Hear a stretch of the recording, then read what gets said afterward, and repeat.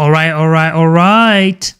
Welcome everybody to Sniper Gains. So on this channel, we focus on taking day trading setups where we can be able to make some money and grow our account. So I'm going to show you what I've been doing so far this week. I'm going to go to my Topstep X. So I mainly copy trade both of my accounts. So this is account number 1. This is account number 2. And that's just show that this is a real deal, real account. I'm just going to refresh both of them. Refresh. So that way you know these numbers are not adjusted using JavaScript. That's that account. Second account. I'm going to do it again. Bam. Here we go. Now, if this is your first time checking out the stream, welcome to Sniper Gains. Now, let me introduce myself. My name is Ian Maigua. I am a futures trader who specializes in trading the CRT model. In this stream, you're going to kind of see how I approach the trades, how I do it in a way where I can be able to make money, but not put myself in too much risk. You'll kind of see my flow. If you have any questions, make sure to write it in the chat, and I'll do my best to answer any questions you may have. And with that being said, let's go hunting. Okay, so the way I'm going to do this is, see here, we're going to leave that, go here, bam. We're going to go to trading view. And now we're going to scan the tickers. Now, I have two main lists that I usually look at. My approved lists are the tickers that really flow well with my CRT setups. That is the yen, the NQ, the ES, copper, and gold. Now we're going to take a look at it. And if I do spot a good setup, I'll explain what I'm seeing and how I'm going to use that to make money. Now, of course, one thing I want to say is when it comes to trading, you're not guaranteed to make money.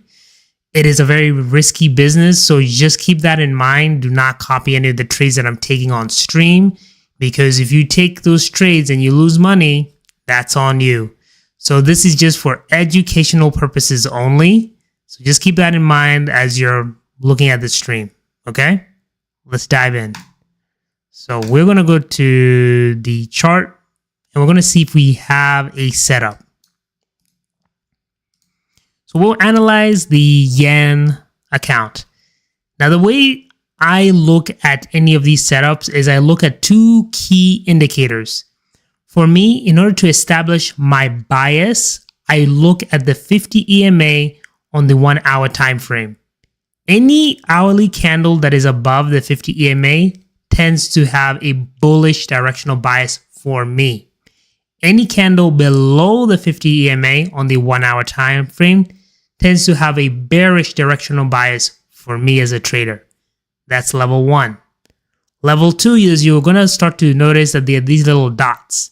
Any dot that you see right here is basically known as the 1 hour SAR dot. So these SAR dots basically work like the MACD, except they can help you to gauge momentum. So whenever I see anything below the 50 EMA on the 1 hour time frame, and where the dots are above, that tends to mean it's very bearish. Now, if you take a look on the other side, if you see an hourly candle above the 50 EMA and these little dots are below the candle, that means we have a bullish directional bias based on the 50 EMA, and we have a bullish momentum based on these little dots called the SAR dots, or basically known as the parabolic SAR. So all I'm really doing is I want to find an hourly candle that has a correlation between having bullish momentum plus bullish directional bias for me to start to look for a good setup. If I take a look at this right now, based on these 3 candles, I see candle 1, 2, 3. They're basically hovering the 50 EMA. Now, for me personally, I don't really like this setup yet because I prefer my hourly candles to be underneath it. So for right now, I'll keep an eye on the yen, but I don't really see a good trade setup yet. Part of my strategy is I do not force a trade. I just look and hunt to see if there is a trade. 1 sec. Check here. Okay. Should be good. All right. So yen, nothing. Here is the NQ. I like this setup. So the reason why I like this setup so far is this is going to be the 50 EMA, which means we have a bullish directional bias according to my strategy. And then we have the parabolic SAR dots, which are underneath each of the hourly candles. When I see a setup like this, I look for what is called a bullish CRT setup. Now, at the moment, we don't have one yet formed, but you as a viewer, I wanted to show you one that we could have been able to take advantage, that you could have taken advantage of earlier today. So that way you can kind of get an idea of what I'm hunting for as I'm doing this. So we're going to just quickly go to the ES real quick. I'll show you what I'm seeing. And then when you see it, you'll pick it up. Okay. I'm going to go over here. Remove all the drawings, right? Right here, you see the 50 EMA. Right here, you see the SAR dots, right? So these candles right here have both a bullish directional bias and bullish momentum because these dots are underneath the candles. Now, the way I like to approach this is each of these candles, and this is very important, each of these candles contains buy orders and sell orders. Now, the way it works is pretty simple. The sell orders represent sell stops. So typically, you're going to have lots of bullish orders set to go. Now, if something were to happen, the sell stops are initiated right here to kind of prevent the trader from losing money. Now, if a person had a bearish outlook on this for whatever reason, they're going to put their buy stops right here whenever they want to short the order. So a lot of these, how do I say it? A lot of these candles, top and bottom, typically contain a lot of buy stops and sell stops. So whenever I'm looking for a bullish CRT setup, the first thing I want to see is that if we're bullish, we need to make sure that there's a sweep first, then I would look for an entry. So I'm going to go with this one right here. I know I am basically, picking and choosing something that's already preset, but it's important for me to show you first so that when we do it live, it'll make sense. So we are going to use the replay tool. And I want you to focus on this candle in particular. We're going to take this rectangle right here. And we're going to note what this time is. So this is the 1 o'clock hour.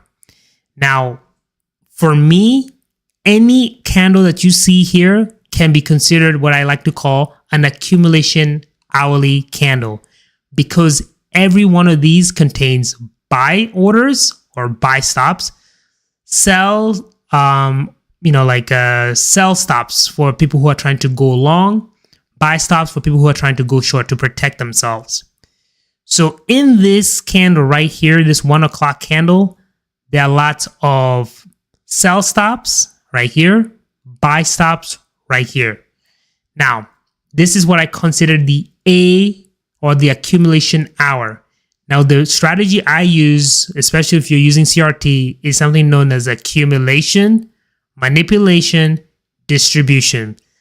One of the key things about my strategy is it tends to mechanize. I don't even know if that's a real word, but it tends to actually make this AMD model taught by ICT in a way that's very easy and systematic to implement, like a robot.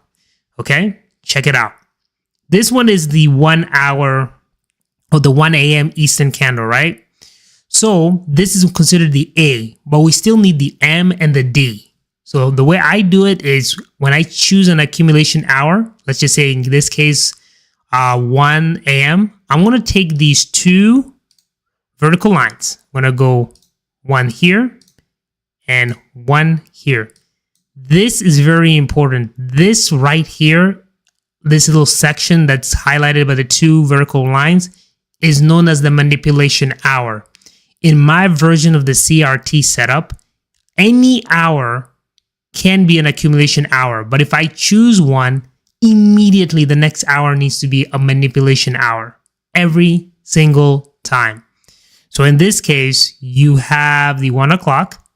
Now, when we've set the two vertical lines that signifies the manipulation hour, we're going to start to label it just to make it easier to spot. Shoot, what is this? I like to draw it like this. Copy. And I like to draw it like this.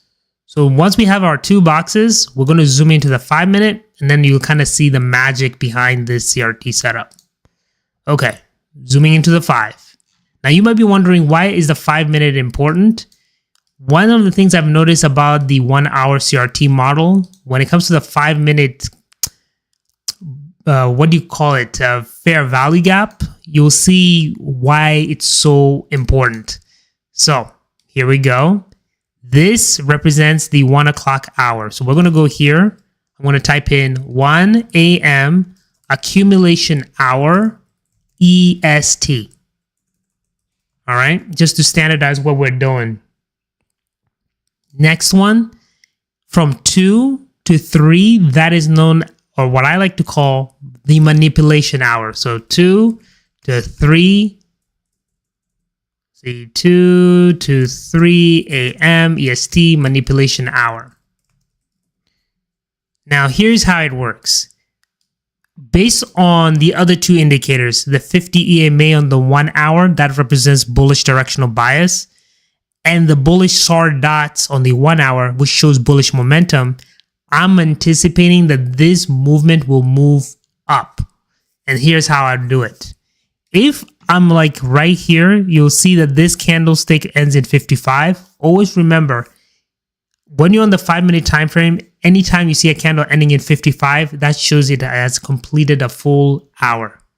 So going into this next hour, what I want to see is I want this to be swept. My definition of a sweep is very simple. As long as the candle either closes below this box right here, or even at any point goes in and then closes inside, it counts as a sweep. So you'll kind of see it right here. We're going to go here. Bam. This candle, the 2 a.m., technically swept the, what would you call, the sell stops located right here. Now, when I see that, what I'm looking for or hunting for is a bullish 5 minute fair value gap form inside of the manipulation hour. Remember, every hour, especially if you're doing it on the 5 minute time frame, ends at a 55. My goal as a trader is to make sure that that 5 minute fair value gap forms within that 55 minute candle. You'll kind of see why it's important, because if it forms outside the manipulation hour, in my version of the CRT, it's invalid. So we're going to hunt and we're going to look over here. So right there, bam. This is important. This right here is your fair value gap. And my target is whenever we sweep what we call over here sell side liquidity, we're always going to focus on pushing price towards the opposing liquidity, which in this case is buy side liquidity. Now, I'm going to go put in my, what do you call this? My profit measurement tool for going long. And I want you to focus on this. Because this is the manipulation hour, it is very, very important to make sure that your stop loss covers the lowest end or the lowest swing low inside of this manipulation hour. The reason why that's important is over time, after using this strategy over and over and over and over again, I've noticed that price will tend to push pretty close, but then revert and go and attack the opposing liquidity. So we'll take a look in this example and you'll kind of see what I'm seeing. So we're going to go, bam. You see this is the target. It never hit it, but it did sweep right here. That's good. Now for me, remember, I have to wait until a 55-minute candle prints above this bottom of the box, because it will mean that if I look at it on the 1 hour time frame, it would have formed that CRT setup or that manipulation leg closing above, which tends to push price up. Not every time, but in that sequence it will. Holy crap. 1 second. So we're gonna go again. And this one right here is the 55. So let's take a look at what it looks like on the 1 hour time frame. So this was the original accumulation hour in green, and this is the manipulation hour in red. But notice that it has a very long wick and it closes inside of the accumulation zone. This is important. For a valid CRT setup, the next candle over has to close within the zone. At least that manipulation hourly candle must close inside of the zone. It must sweep and it must close inside of the zone, ideally further in, right? So now when that happens, all I'm doing is I set a limit order right here to target the top. Every single time, and this is like the most important part of my strategy, is I will always target the opposing liquidity, which is always going to be the opposite end of the box. So if it sweeps here, I go here. If it sweeps here, I go here. Gotcha? Get it? Good. So I set my limit and the price will eventually come in and retest it again using the 3 o'clock candle. So when it hits, I push it all the way here. And that's what gets me the risk reward of 2.89R. Now in this example, it might look like I just was picking and choosing, but literally, no joke, this is all I do every single day. All of this, CRT. All of it, CRT. It's a real system. It's not a hokey pokey thing. It's real. And my goal with these streams is just to show it live in action, because anyone can be a replay hero. My focus is to try to do my best to catch one in real time. So I hope you guys have seen like the overview. Now we can go and start to hunt and see if there's any good setups. All right. I'm just going to remove the drawings. We're going to go back and see. Now, one of the key things with my setup is if I catch a win on the first trade, I close the trade immediately. I do not try to push my luck. I just keep trading and trading and trading and trading and over trading. I just mainly focus on catching good setups.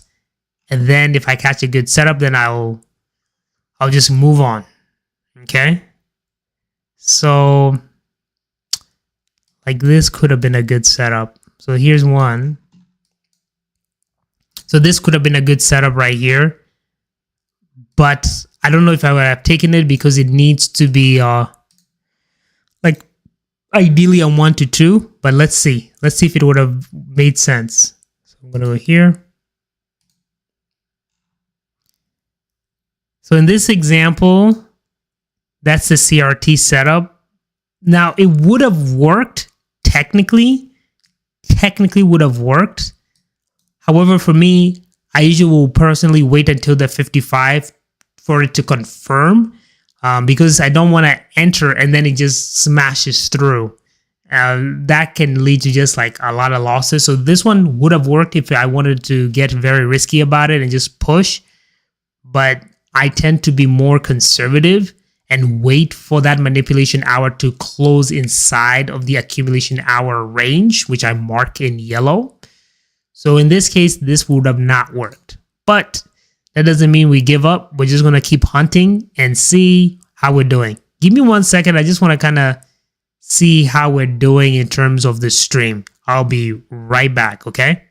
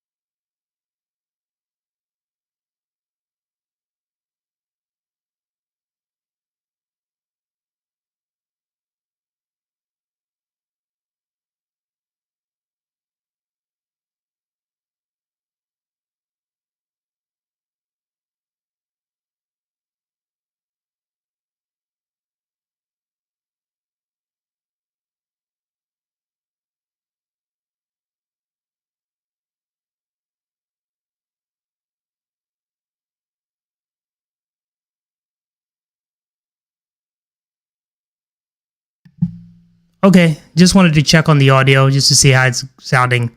But yeah, that's pretty much what I'm looking for. That's what I'm hunting for. And what I need to do now is just keep looking, keep looking, keep looking. So we're going to go here. So one key thing that I do like is that there's a lot of space between the actual hourly candle and the SOAR dots. Typically, from what I've seen, the more space you have, the more momentum power that's still in the move. But as soon as these candles start to, or these little dots start to get closer and closer, I have to be more cautious because it can possibly lead to a flip in momentum. So I'll keep that in mind when I'm looking. But as of right now, I don't really see any setup formed yet, but we're still gonna be okay. Hold up.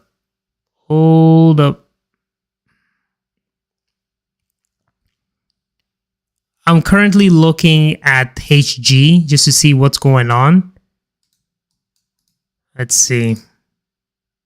So for example, okay, this is gonna be gold. Gold has printed out that bearish 1 hour SOAR dot, but yet we are above the 50 EMA. So whenever I see a sequence like this, I tend to be more cautious because I know gold has been on a tear lately. So whenever I see something like this, the best thing is just to wait until I see a clean setup. I'm hoping it'll continue up. But as of right now, when I see this, I have to be cautious. So I'm just going to be a little hands off on this one. Now, if that's happening to gold, I don't know if copper will follow the same suit or will keep going up. So copper is one I'm just going to keep an eye on. And right now, the main thing is ES. ES may form a pretty good setup, may not. We just have to do a lot of waiting. So I'll just keep an eye on everything. I'm going to be occasionally checking just to see if I got any new messages. If you have any questions, let me know. Let me type that out. If you have any questions regarding what I'm doing, let me know. Bam. Cool. So we're going to get that rolling and we're going to go back.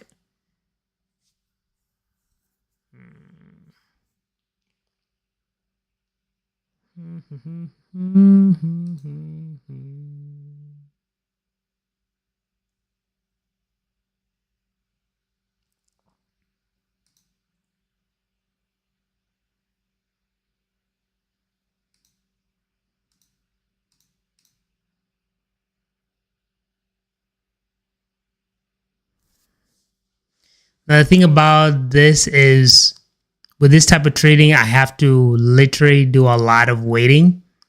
So unlike just scalping and scalping and scalping, this is a strategy that requires me to wait. Sometimes I may have to wait for a few hours. So you never know. I'm hoping we might catch a good setup. It all depends on what the market gives me. If it gives me a setup, we'll do it. If it doesn't, I won't force it. Because if you kind of force a trade, that's not good. You ideally want to get good setups that you are happy with whatever the result will be because you know you've done a pretty good job. Okay, so 6J is one I'm going to be mainly focusing on. So as you can see, I have the hourly candle at the bottom of the 50 EMA. Check. That's going to be a bearish directional bias. But yet at the same time, I have 1 hour bearish parabolic SOAR dots above. So that's good. So ideally in this case, I'm going to draw a little box. Then I'm going to draw my manipulation hour. So this is 10. So I take vertical line 1, vertical line 2, 10, 11 to 12. That's the manipulation hour. Now the goal is to make sure it sweeps the top so I can keep going down. Now you might be wondering, why should it sweep the top? It's very simple. Whenever, here's like basically the theory. Let's just say we have retail traders like us, and we have hedge fund traders who see the same move, that we both see it's bearish, even like right now. For a retail trader, most of the time they'll be like, "Oh, I see this red candle, let me get in." So they're going to get in, place the stops most likely right over here. For a hedge fund trader, if they did the same thing and entered a short position, then that would cause the price to go down even further, meaning they would get a bad fill for their large order. So what they tend to do in a setup like this, hopefully you'll get to see it, is they're going to purposely complete this hour, push price up to take out the what we call the buy side liquidity or the buy stops, raise it up, get people to buy into it. Like, oh, it's probably going to go up, and then they're going to short. They need to do that so that way they can be able to get a good fill in order to hit their targets. So I, as a CRT trader, I am anticipating that that's going to happen. Now, there is a situation where it could just keep plummeting, keep going down. That happens a lot. But for my strategy, I have to wait for the sweep in order to enter. So this one is definitely on the top of my list for sure, because if the next hourly candle, which is going to be from 10 to 12 p.m. Eastern time, sweeps, there might be a good setup for a bearish CRT setup. So I'll keep that in mind. So this is definitely on the top of the list. NQ right now is also on the top of the list as well. The reason why is based on what I'm seeing here with the hourly candles. Now, if this candle somehow can turn red, that would actually be good. You might think, well, that's crazy. Why would you want it to turn red? Because if it were to turn red, there's a good chance it will sweep the bottom. And then I'm going to wait for that manipulation hourly candle to close inside of this box range. So we'll see what happens. Let me put on my box of awesomeness. Put that here. Then we're going to go here. We're going to see if it will sweep the bottom. So we ideally want this to sweep the bottom for NQ. Same thing with ES, right? But then for the 6J, we want it to sweep up top for a bearish setup. So we just have to wait that 1 hour. Next thing with GC. GC gets kind of tricky sometimes because even though this dot is above, it could literally just ram through and just continue bullish. So that's why I have to be cautious on GC. So that's why it's on the bottom of the list for now. But HG, that's still pretty much on the top of the list. I do like this red candle forming. The hope is that within the next hour, it will sweep it but close inside. If it does, we might find a good CRT setup. Now, how do I control risk? The way I like to control risk is pretty simple. Everyone has like their rules of how they want to do it. Most of the time, you'll probably hear, use 1% risk on everything, and that's cool and that's fine. It's just on a prop firm account. If you just use 1% risk, you're going to take a long time to get to a payout. So what I choose to do is pretty simple. Whenever my profit balance is from $0 to $3,999, what I do is I get risk from $250 to $300 in a day. Now I take that $300 and I split it into 3 trades. The reason why I do that is, let's just say if I do take a hit on one, on average, my winners tend to be about 2 to 3 R. Takes one win to cover at least maybe 2 to 3 days, but realistically 2, like a losing day. I can easily cover a losing day with just even 1 trade, which is huge. So that's one thing I like about it. And that's one of the major reasons why, if you take a look at my stats, let's just refresh again, you will see that my average win to average loss is about 4 times. So the average loser is about $95, but the average winner is about $387.20. Now that's huge because it means that my win rate doesn't necessarily have to be like around at 80% for it to be profitable. you take a look at everything, let's just take a look at the list. You go back to August until now, you will see with this win rate of only 40%, right? We've accumulated $4,423.75 on this account. Keep in mind we copy trade. So it also applies same way on this one. This one actually goes to July. So we're going to go with that one for July. And that one shows $4,635.56. So you don't necessarily have to have the greatest win rate in the world for the system to work. You do need to have a good profit factor, because the profit factor is what pays the bills, not just a win rate. That's like the most important lesson that I've had to learn. Because when I initially started to notice that it was getting a 43%, I wasn't exactly too enthusiastic about that. But I started to understand how this thing flows. And it does range between 40 to 50%, but the average win versus average loss tends to be pushing around 3 to 4 R. But if you look at it on the full total scope, here it shows about 2.57. That's because I've had other trading strategies I've mixed in there until I finalized on, being all in on CRT. But for right now, it's doing pretty good. I just have to wait it out. And that's what kind of makes it a little boring for the stream. It's for me having to wait. But I wanted to show you guys what I actually do in real time. So that way you see the importance of being able to wait for your setup. If you wait for your setup and you're patient, over time you'll catch good setups and then you capitalize on that.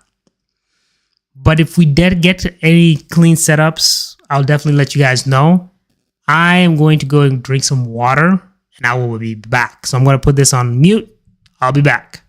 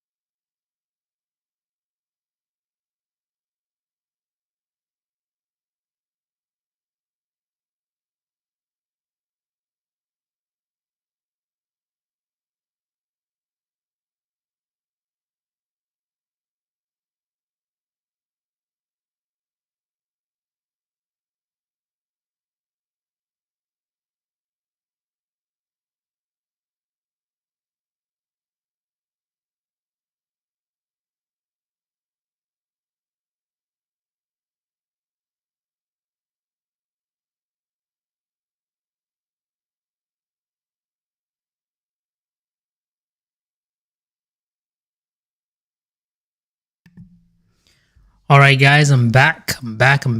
Ready to attack. Okay. So 2 minutes and 52 seconds. We're going to move to the next hour. Okay, so we're taking a look. We're going to take a look, see what we're working with.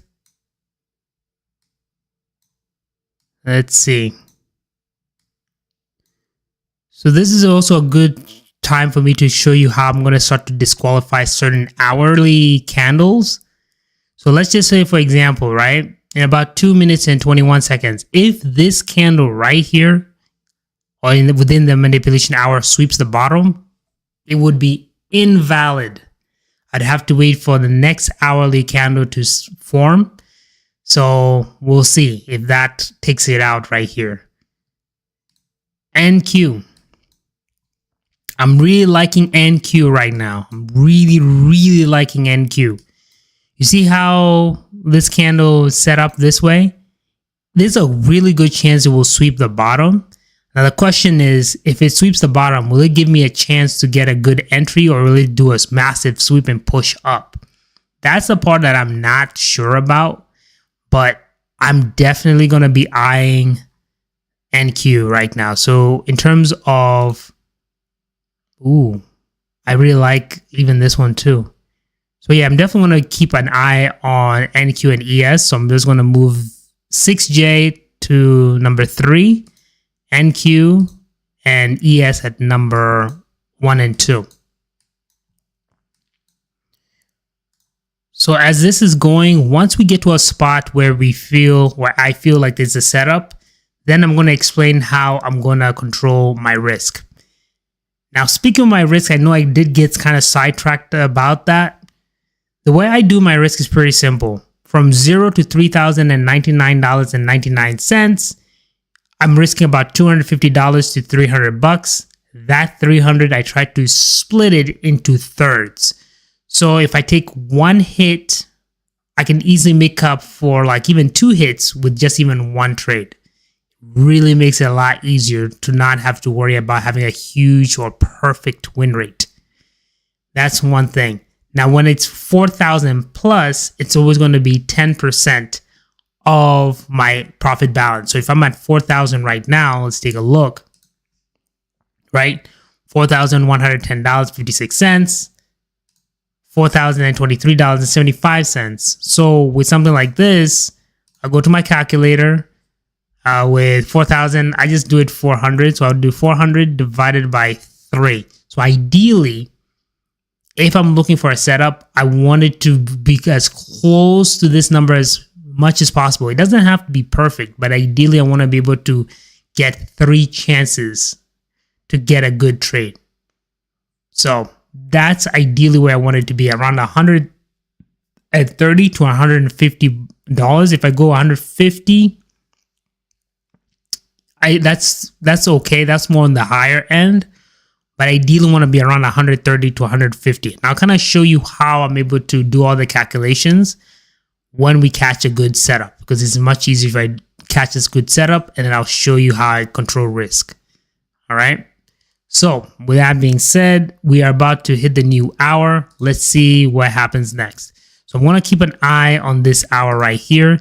This is the 10 o'clock. This is 11. So I'm going to draw the vertical lines. And guys, if you have any questions at all, let me know so I can answer them for you, because I know I'm kind of moving at a little bit of a faster pace. But if you have questions, this is where you want to be able to ask, and I will be able to do my best to answer your questions. Okay, cool.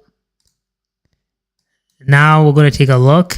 I'm going to set an alert right here at the bottom. I want to see if it will sweep the bottom first, then form that 5-minute fair value gap. I'm also going to keep an eye also on NQ.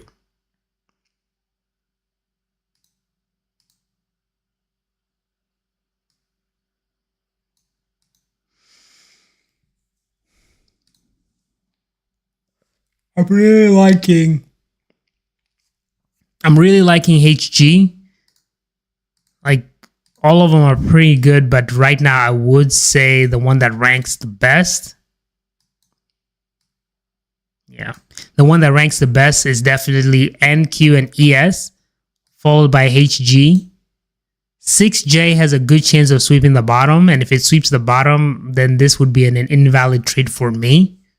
So I would say HG might be our winner, but ES and NQ are pretty good too. So I'll keep an eye on this and just see which one triggers the alert, because one of them will. I just need to know which one and then how to attack it.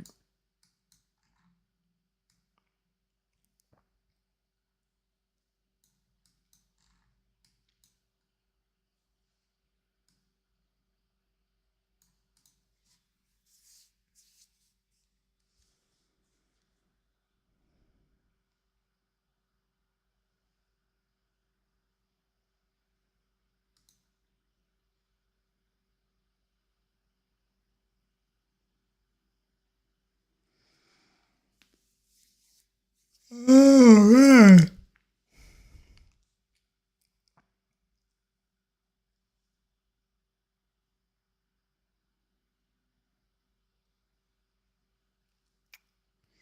Okay, so right now, it's going to be going through the list, try to see what's going on. Let's analyze this one. I meant, let's analyze this one. Let's see what we're working with. And now, based on the momentum, I was hoping that it would sweep. We still got time, obviously, but if it sweeps the top, then this hourly candle has become invalid. And what I like to do is I'd like to move to the next hour and just continue the sequence. So let's just say this sweeps here, right? And this is supposed to be a bullish setup. Then it means that this candle 10 p.m. Eastern candle would be invalid. And my new accumulation hour will shift from here to this new hourly candle right here, right?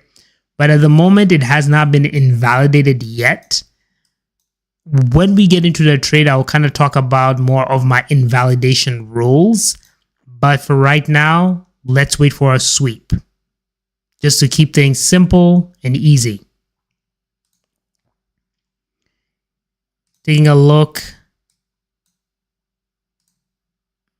and trying to see what we're working with on gold. See, with gold, it's forming those two bearish sword dots. My gut is saying it'll most likely blow past it upwards, but I'm not sure yet. That's why I tend to kind of favor HG. HG is looking good, but I needed to sweep the bottom first so I can get a good entry upwards. I needed to sweep the bottom first so I can get a good entry upwards. Now, taking a look at NQ, make sure I've set my alert at least on all the good ones. So I've set an alert on this one, set alert on ES, set alert on HG. For GC, I don't think it will go and sweep the top first. It will most likely try to sweep the bottom. So this is most likely going to be invalid. And GC is ranked at the bottom at the moment because of these two sword dots.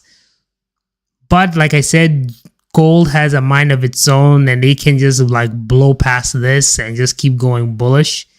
But I'm not here trying to gamble that. I'm just here to follow the system. So I have to put it at the bottom, but I'll definitely keep an eye on it. But my good contenders right now is going to be NQ and definitely ES.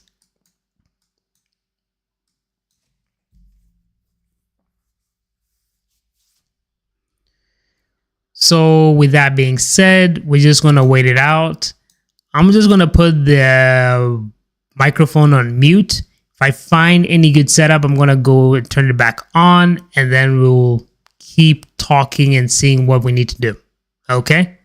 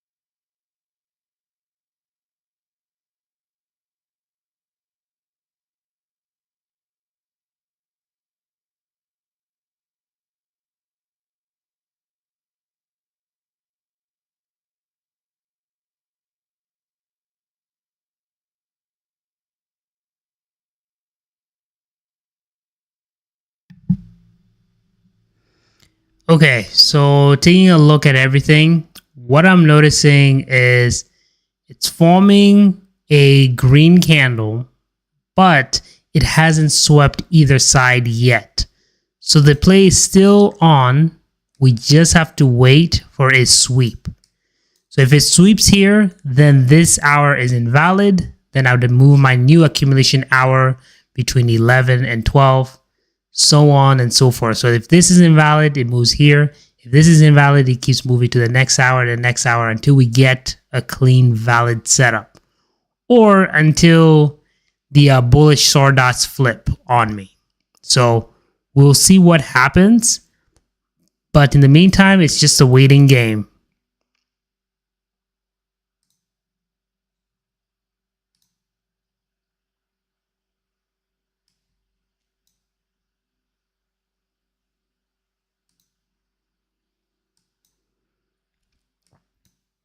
I'm keeping an eye on copper as well.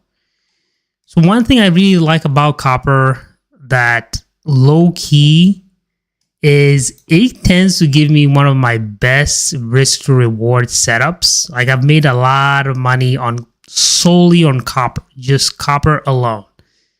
So I definitely am a fan of copper. So if I ever see a good setup on copper, I do prioritize it. It's just I have to wait for it to sweep here. I feel that it should sweep the bottom, but we have to wait and see what actually happens, because I can't just say it will sweep until it shows its hand. It needs to show its hand so I can now know, okay, where to attack it from. So we just got to wait it out. We got to wait it out.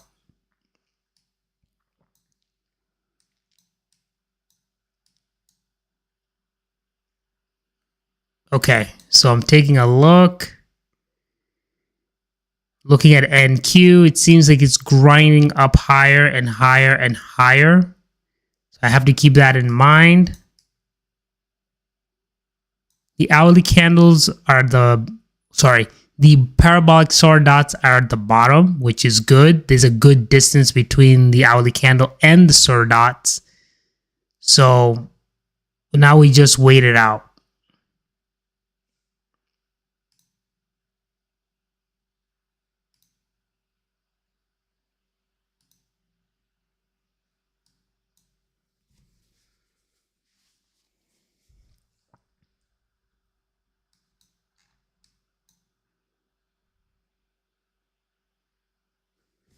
Okay, I'm gonna keep an eye on HG. As I'm looking at this, I'm gonna switch to MHG unless I find something that is decent. So one thing about copper is if the stop loss is pretty big, you may have to put a lot of money into it. So one of the key things that I want to do right now is just to make sure that I don't overextend my risk per trade. So that's why you'll see me on MHG just to see what happens. But typically, both the micro version, which is MHG, and the mini version, which is just HG, tend to have the similar price action. So it shouldn't be an issue, but I always have to double check. So I'm just going to put that in for right now.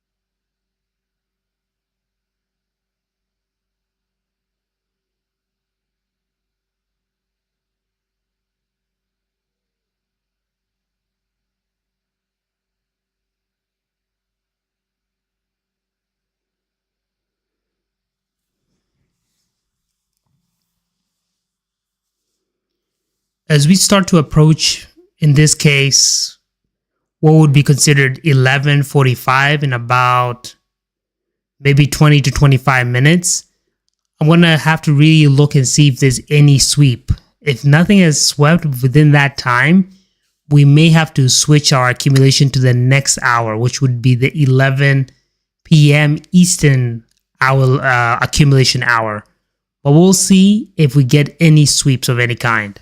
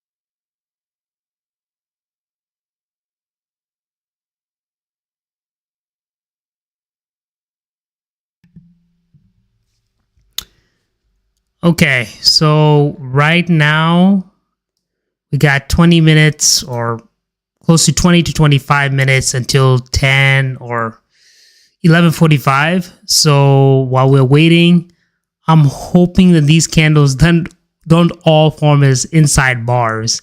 We kind of would like to see a sweep, but it will take a little bit of time. However, I'm hopeful it will sweep the bottom, but we'll have to see. We got to see.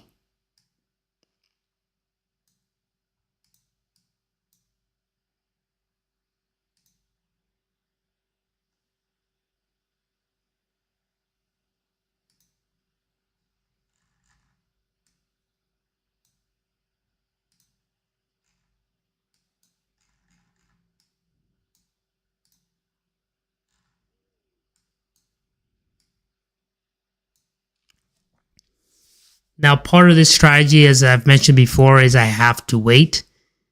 It's basically a game of patience. And the idea is, instead of me taking so many trades, so many scalps, I'm just going to wait for my setup to appear. Typically, I usually will see maybe 1 to 2 good setups per night. And if I see those setups, I try to position myself to be here to trade it and take advantage of the setup. But if it's not there, then I can just move on to the next day. But we have a few hours left. I mean, we have a lot of hours left before the New York session. One of the key things I personally like to do is I like to trade the Asia session and the London session, but I stay away from the New York session. I know that's kind of weird, but for my system specifically, it thrives during the Asia and London session. But whenever it comes to the New York session, the volatility that happens in New York tends to lead to pretty lackluster results. So I usually just try to get a trade as early as I can or as late as possible, I guess, during the Asia or London session. Whichever session it appears, I'll be there. But if it goes towards New York, I just kind of close for the day and wait until the next Asia session. It's just where my edge tends to perform the best. So all I have to do is really just wait and see what happens.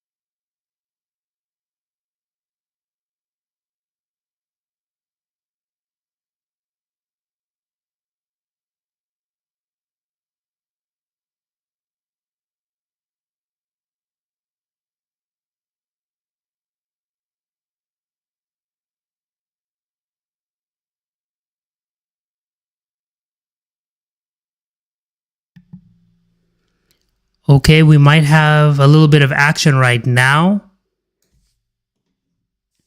So let's take a look at the 5-minute. So on ES, it's about to sweep at the bottom. So as long as it sweeps, that will be perfect. So I just needed to sweep right about now. HG still has not swept. And based on the way it's going, it's most likely, well, you never know. So I'll still keep an eye on the HG. Right now, I really don't like this price action where the volume is very thin. I don't like that at all. I really hate that. So I'm just might have to put a little pause on HG for right now, but I'll still keep an eye on it. But the one that I do like for sure is NQ and ES. I just need to see how it'll tackle either one of them. So in this case, I'll look and see which one gives me the best risk to reward. They typically will have the same price action, but their risk to reward tends to be very a little bit different. Like it'll be a little bit different. So right now, bam, NQ is about to hit. Here we go. There we go. Finally. Now we're going to go to MNQ. So we're going to go to MNQ. And now, when we are in MNQ, we're going to take a look at the price action. So we know MNQ is scheduled to go to sweep the bottom. So if it's sweeping the bottom, I'm going to be looking to see a reversal of that candle. So we're going to go here. And I'm also going to pull up MES. Now you might be wondering why I'm using MES at MNQ. Well, it's a micro version of the contract, and that's going to help me to keep my risk, tight as I'm doing this. So I'm going to draw the box. So let's go remove the drawings. We're going to go select the rectangle. And then we're going to draw the vertical lines. So we have that. And then we have that. So now, with that being said, I'm going to be looking over here to see if there is a setup. Now, I do like the fact that it's sweeping here. And the way this is going to work is we're going to be targeting right here at the top. Okay. Now, I am anticipating that maybe it'll keep pushing down price, but we'll see what happens. So right here, if I did it on a regular NQ contract, the multiplier is going to be 20 times 4.5. So 20 times 4.5 is about $90. So that would be okay. $90 to push to get to about $22.50. So let's see what happens. Ideally, I'm trying to see if I can be able to catch a 2R trade. So let's see what happens here. There we go. Okay, let's see what happens. As that price is going along, I'm also going to be looking on the opposite end on MES. So MES may also provide a setup where I can also enter as well. It all depends on the setup. So I usually will look on both tickers and see what makes sense. Sometimes NQ will give me the better risk to reward, while sometimes ES might give me the best risk to reward. Either way, we're just going to keep checking to see.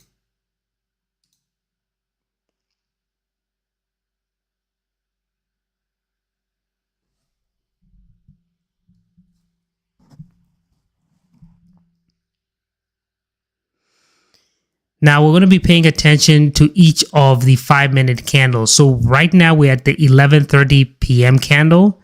When I'm looking for a 5-minute fair value gap, it needs to be a space between both the first candle and the third candle's wicks. So if as long as you can see a nice gap, that would be a fair value gap. And I'm pretty sure if you're watching this video, you should know what a fair value gap is. But just as a refresher, pretty much is going to be this right here. Candle 1, candle 2, candle 3. This space between candle 1's top wick and the space between candle 3's wick, that space, that's called a fair value gap. A fair value gap represents a lot of bullish or bearish displacement or volume, or buying volume or selling volume that happens. And typically the market likes to go and fill these gaps. And that's going to play a big role when we're trying to find a setup right now. Now I'm going to be eyeing the NQ just to try to see if there's any setup that I could enter on, because it all depends on how it'll do it.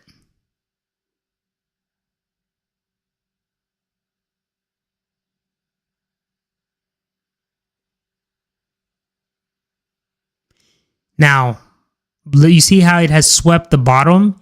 If somehow this price action reaches here without forming a fair value gap and then without a fill of that fair value gap prior to hitting this target, that basically means that that would be an invalid setup or an invalid CRT setup, which means I would have to look for a different hour to work with.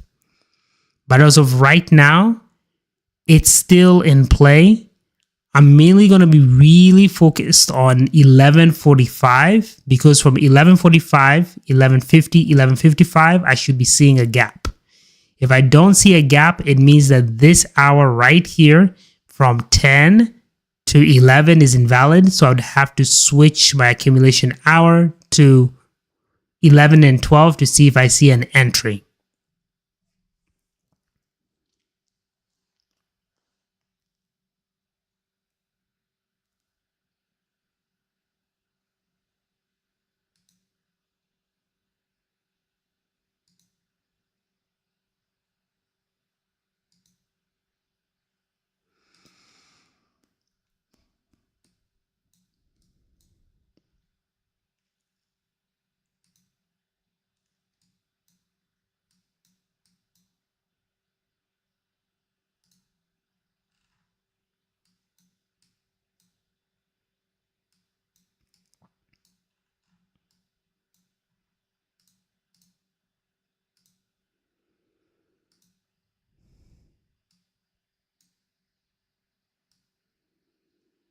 Now, I don't really like the ES setup, and you'll probably see why.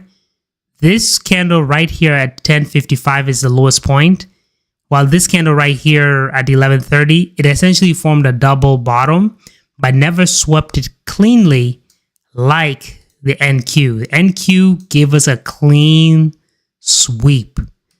Now with ES, it has not given us a sweep yet, so I'm hoping it will give us a clean sweep. So we're going to wait for that. But if it does not give us a clean sweep, then this is an invalid CRT setup because it has to sweep the bottom. So let's just wait and see if it'll give us a sweep on ES. But as of right now, NQ is good in terms of the sweeping. So I'm going to mainly focus my attention on NQ for right now.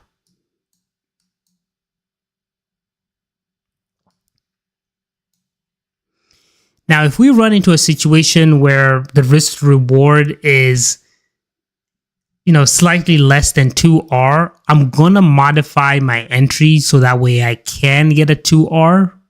I'll show you how I will do it, but I'm hoping it'll give me a really clean setup where I don't have to do that, but we'll see what happens.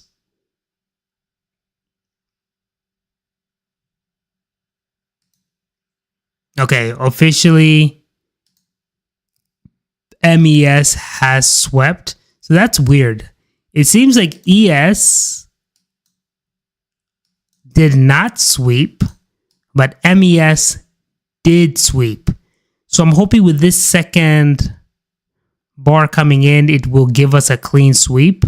And it's for some odd reason, it keeps forming it's like almost double bottoms over here. I don't know why. but definitely concerned about ES because usually we want them to be in sync. And right now, ES is not syncing with what it's showing in MES. So that can be a problem.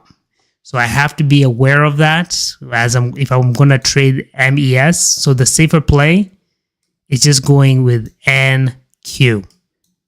The safer play is just going with NQ right now. And I'm also going to take a look at MNQ just to see that it matches that SIP. So it seems like ES and MES are kind of slightly off or slightly delayed. And that makes a big difference to me whenever I trade my system. So I'm going to mainly focus on NQ for right now and see if we'll be able to see another clean setup. So with that being said, 950 times 20, so 9.5, sorry, times 20, that's about 190. That will be over risking. So we don't want to do that. We have to see if we may have to go with MNQ, which is most likely what I'm going to do. But just in case the risk is small enough, then I might go NQ. It all depends on the setup. It's always about the setup.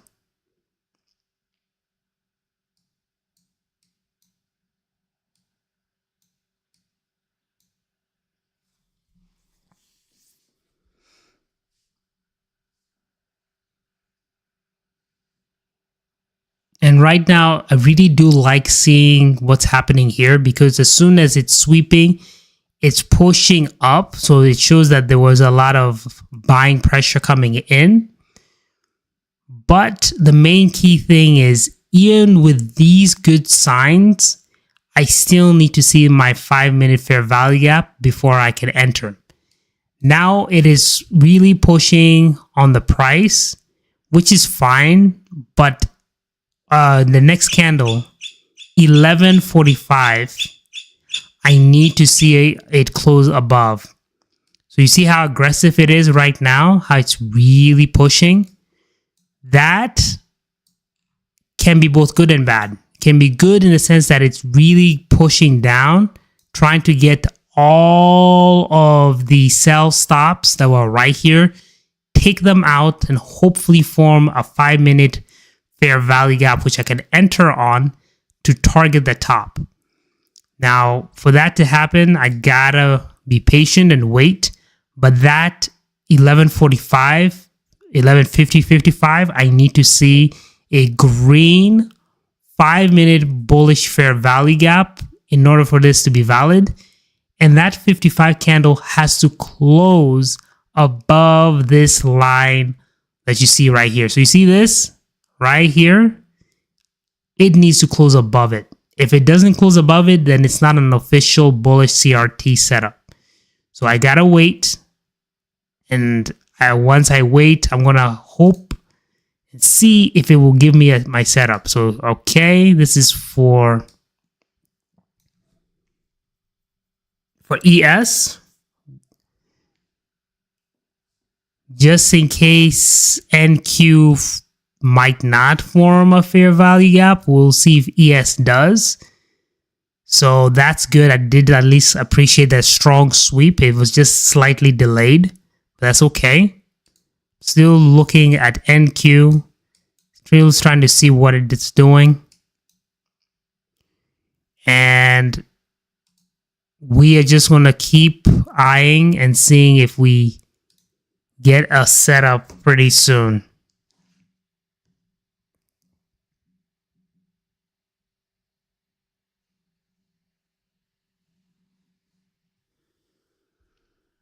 Okay, so we just keep waiting. Wait for that sweep.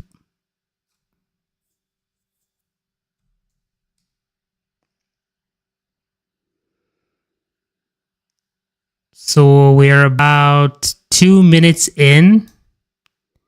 And we'll see if it will start to pick up momentum and start to get closer to closing above with a 5-minute fair value gap entry. So let's see if it happens.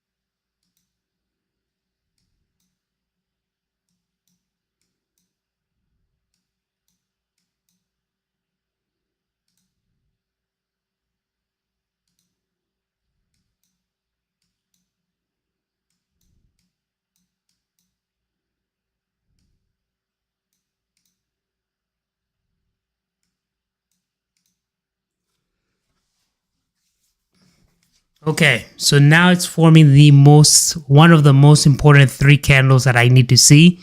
It's going to form the 1045 candle. Now, ideally, I would like the 1045 candle to be heading upwards, but if it keeps going all the way down, then the odds are it will most likely not close as a bullish 1 hour CRT. And if that's the case, we'd have to cancel this hour and create a new accumulation hour, which would be this one. So we just have to wait it out. I'm hoping that the 1145 will really push hard. Hopefully, you never know. But if it does, then that would probably give us a good entry to continue. But if not, we're just going to keep hunting, and I'll probably go and get some water and try to see what the next step will be.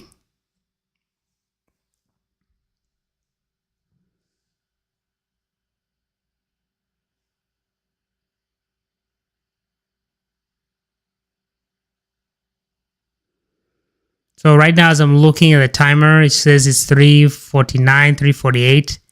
I feel like price may not be able to set a bullish 1 hour CRT model with this hour in mind. So we may have to move it to the next hour. But we want to wait until the time has passed in order for me to be able to see if it'll work out.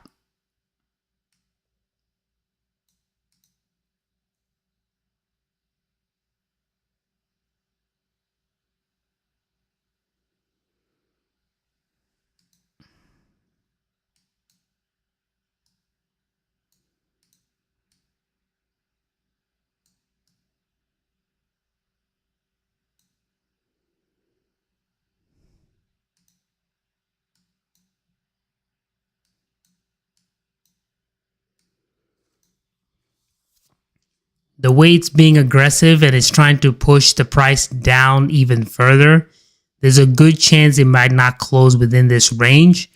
So the only way we can tell is when it comes to the 50 and 55 candle, if it doesn't close above this way, then it's basically a no bueno situation. So would have to wait for the next hour, which is perfectly fine. I've got plenty of time. I just need to practice my discipline, stick to the trading plan, and just wait.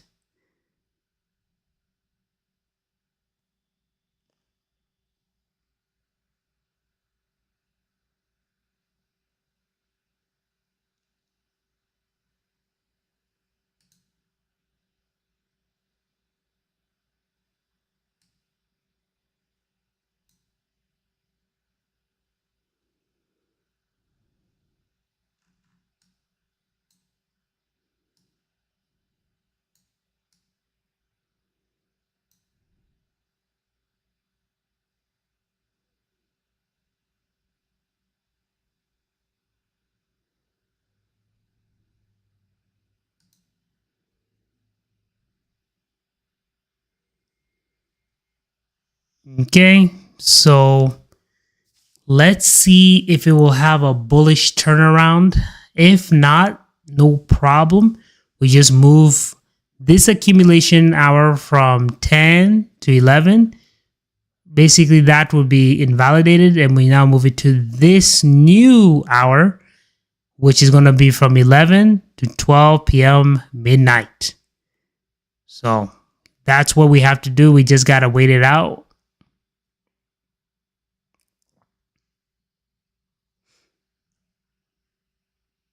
Okay, moment of truth. Let's see if the 1150 and 55 will be very strong bullish candles. If they are, perfect. If they're not, that's okay. We can always keep moving forward.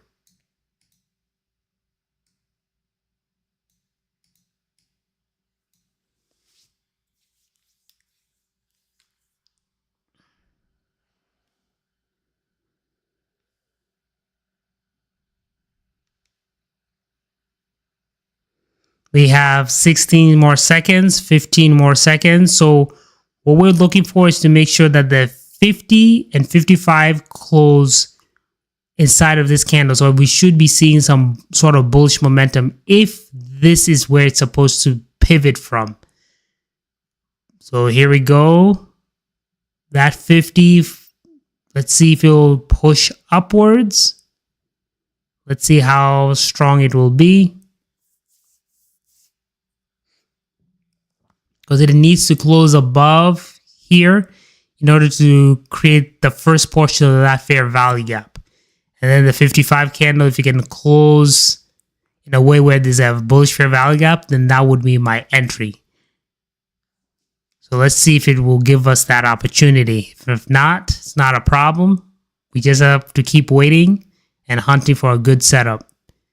So with the way this is going and with the way the momentum is flying, I feel that it's most likely not going to be able to successfully close above this. And if it doesn't, we just have to move the hour over to something different, which is not a problem.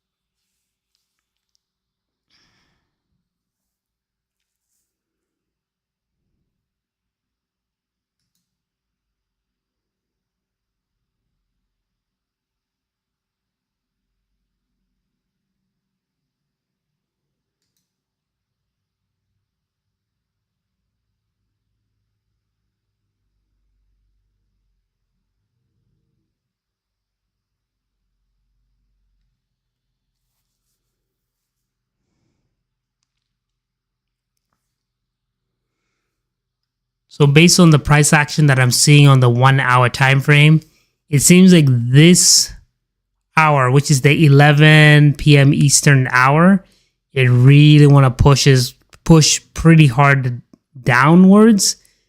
Now that's not a problem. However, you will notice that these 1 hour bullish sawdust are coming up very close. So my game plan is pretty simple. If this does close down, then the accumulation hour, I would ideally want it to close above to continue. But if it comes down to now it not being the 11 p.m.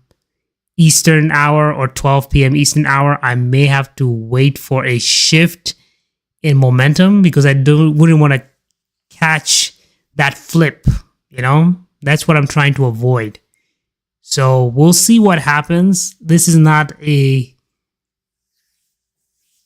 it's a little bit of technical analysis, but also just like awareness of what's going on. So I just have to wait, see what happens, and I just have to wait, see what happens before I make any decisions. So this is a lot of waiting, as you've probably noticed. If you're looking for scalping, this is probably not the channel for you guys. If you're more into scalping, this is more focused on taking ideally no more than 3 trades per day. So for that, I have to be very strict and I have to wait for that setup no matter what. When it does arrive, if it does arrive today, I'll take advantage of it. If it doesn't, it's not a problem. We can always trade the next day. So now it's just to wait for my setup.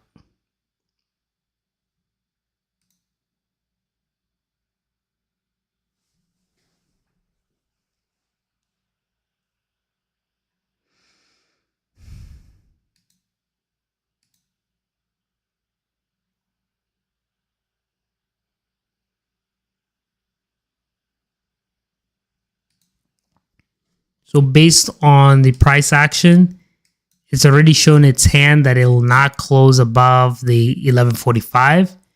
which is not a problem. It just means that now I'm going to have to switch the accumulation hour. So the way it'll work is this. So we're going to go here, go to the accumulation hour, and this is going to be the new one. I'm going to put a box right here. So that's the accumulation hour.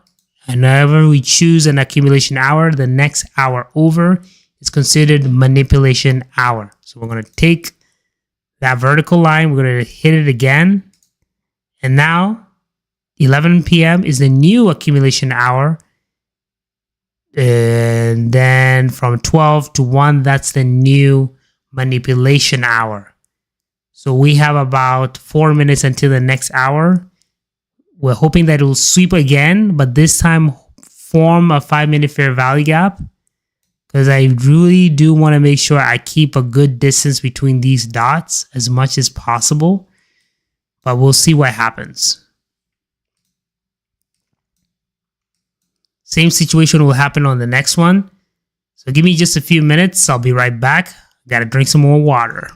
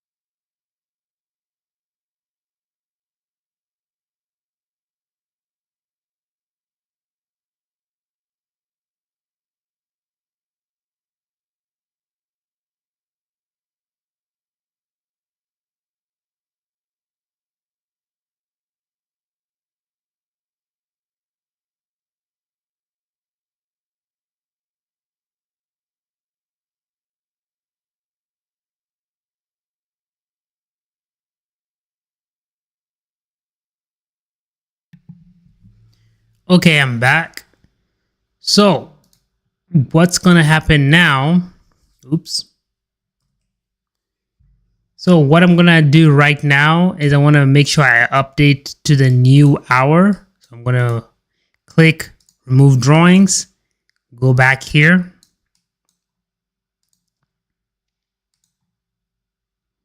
Draw my new accumulation hour, which is going to be 11 to 12.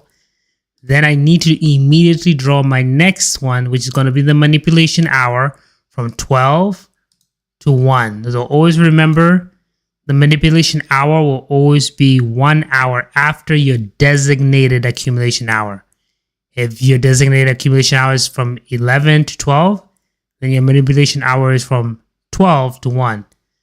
It'll just kind of go in that sequence.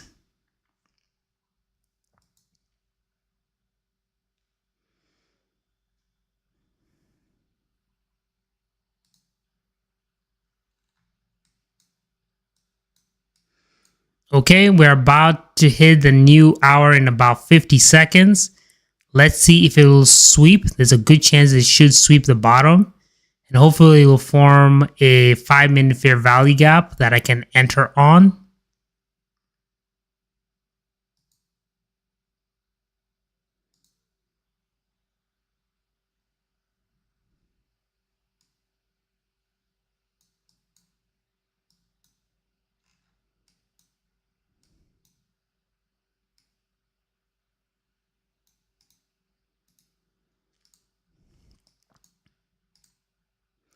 I'm pretty much updating all of my 5 approved lists to the new hour.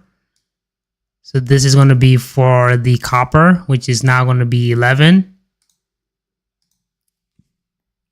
same process from 12 to 1. That's going to be the manipulation hour. So we have that. For gold, it still has these bearish SAR dots. So I can't really look for a bullish position until these dots flip this way. If they're still above, unfortunately, I can't trade it because that shows bearish momentum. So I wouldn't want to enter a long position if it's just going down.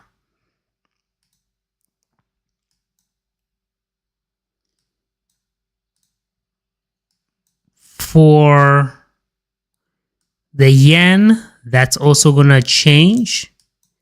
Now with this one, remember, unlike the other ones that we've seen, this is looking to be a bearish CRT. So we ideally want this candle right here, starting from 12, to sweep, form a bearish fair value gap that I can use to enter down.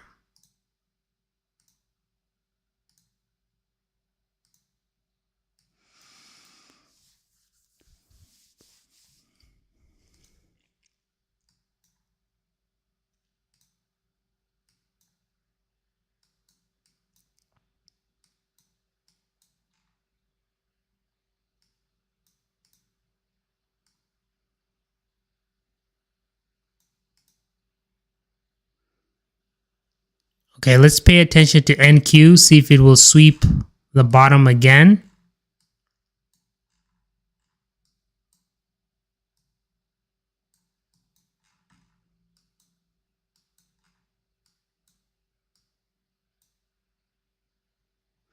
So right now, NQ is at $25,326.50. All I'm trying to do is wait for it to sweep here to see if it'll form a bullish 5-minute CRT setup. So there we go. I'm going to put an alert right here.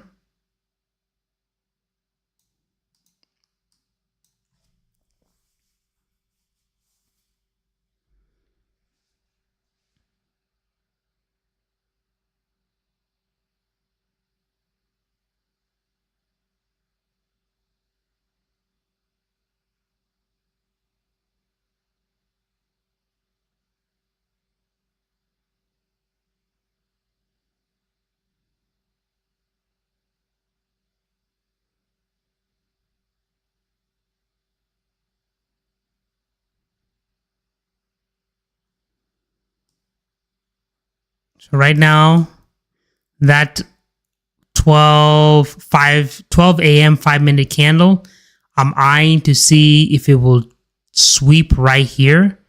It looks like it should sweep. So I'm just waiting for that to happen. Okay, it's about to sweep. Come on, buddy. Come on, buddy. Sweep. Sweep the bottom.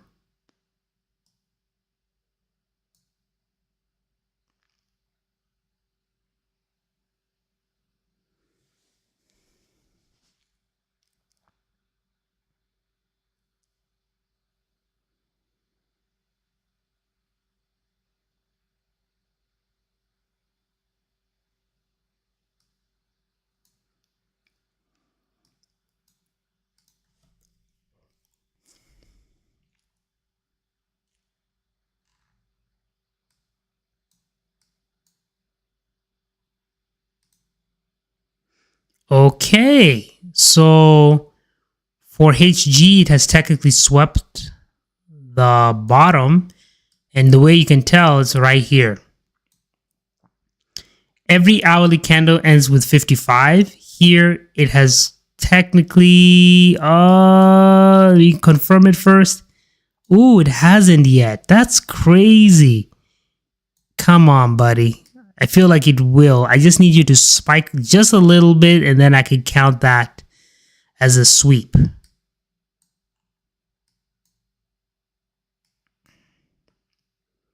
So HG is definitely at the top now because it's most likely going to sweep that bottom range. These are where we have the sell stops. So as soon as this pushes even just one tick below, it officially counts as a sweep.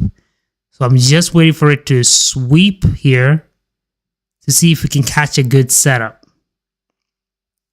In the meantime, I'm still eyeing NQ just to see what happens next.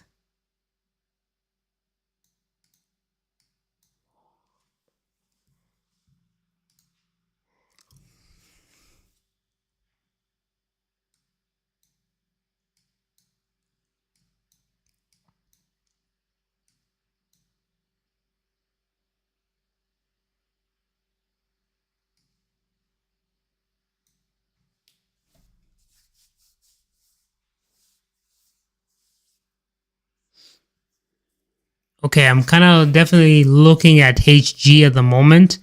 One small thing that I will say right now is the volume on HG is not exactly looking too saucy, but I'm still going to keep an eye on it just to see if it gives me a good CRT setup. So definitely keep an eye on this. I just need the next candle being formed to sweep this bottom portion, which contains the buy orders that were accumulated during the 11 p.m. Eastern hour.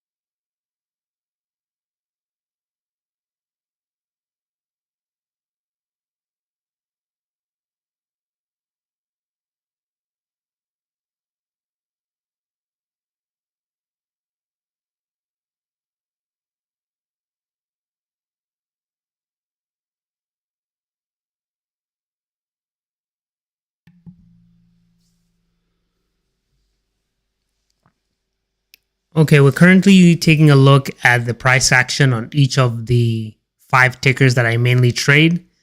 Right now, ES, I just need the price to sweep at the bottom, see if it'll form a 5-minute fair value gap. Same process with NQ. Typically, NQ will respond to price action a little bit faster than ES. So I'll probably be eyeing NQ just a little bit more. Now, we're also going to keep an eye on 6J, just to see if it will sweep, form a 5-minute fair value gap of a bearish version of it. So that way we can enter the trade. And then the last one is going to be HG or GC. Sorry about that. The only issue with the GC is because of these dots right here. So that typically shows bearish momentum. So we'll see what happens depending on the price action. Okay, there we go. There we go.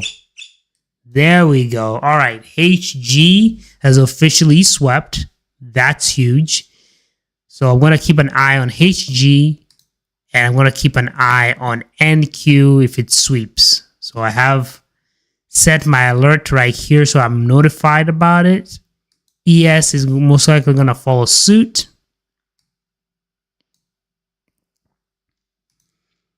6J at the moment It looks like it wants to continue. I don't know if it will sweep the top and then continue this way. We'll keep an eye on it.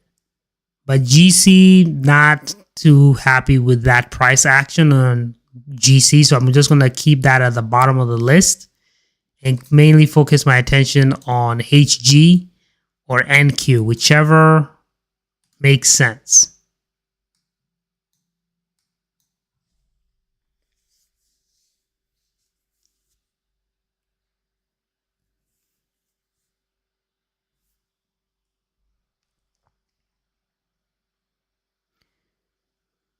Right now, copper, in terms of the volume, has not exactly been as decent as I would have wanted it to be. And you can kind of tell, seeing 54, 21, 9. I don't know why the volume is kind of laggy on copper, because usually, even though it does not have the same kind of nice volume as gold, it's never this laggy, which is a concern for me as the trader, because then it can lead to having huge gaps that I need to account for, which I don't want a huge gap. I ideally want a good gap, but not these kind of big space. Because if you see something like this, it means that it doesn't have a lot of volume, unlike NQ, where the space between the candles is pretty tight. It doesn't mean there's no fair value gap. That's not what I'm saying. But take a look at how tight each candle formation is compared to HG. Here you have all this random space, right? That's not necessarily like the best thing to have. Ideally, want to see, decent volume, something that kind of looks like this, even on HG. But at the moment, this is not good. This is not good volume, especially for my setup. So I am kind of concerned about HG at the moment. So I'm just going to keep an eye on it, but it'll have to take a hit towards the bottom of the list just because that's not exactly the easiest price action to trade when it has a huge gap like this. It still would technically work. It's just now when it comes to it hitting that, it can easily stop me out just because of the lack of volume, and that's usually not a good combo. Specifically whenever I have a system where it's tight. Like the other day, it was just butter. It was great. But for right now, volume wise, the way that spacing of the candles looks like, it means that it has weak volume. And that's not always the best thing to be dealing with in terms of trading this system. Ideally, you want to have a little bit of volume. You just don't want to have these huge random gaps. So I'm just going to keep an eye on it. Keep an eye on the setup. See if we do get a setup. So I'm just going to keep that. Just be aware of that.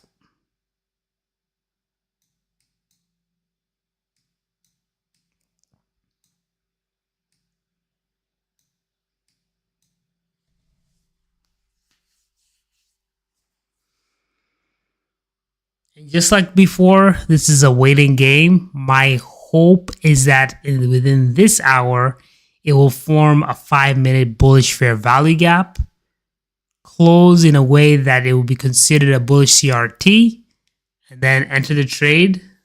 That will be perfect.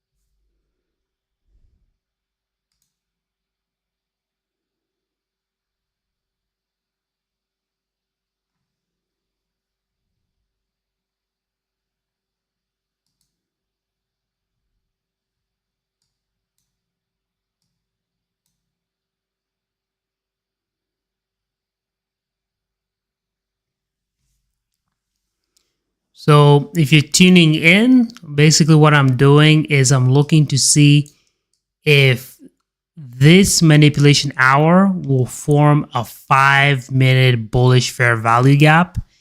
If it does by the end of 11:55 candle, then that will mean that I'll be able to enter the trade. I just have to wait and see what it does. So that's what's taking time. But this is just part of the process. This is literally what I have to go through every single day, just so that way I can be able to catch the right trades and vamoose. Sometimes my setups can happen very early in the Asia session. Right now, it seems like we haven't gotten any good setups on the Asia session, so I'm most likely going to have to pivot towards the London session. So I'll keep an eye on this and see what happens next. So we've been streaming for about 1 hour and 59 minutes, which is cool. You just got to keep waiting for that trade.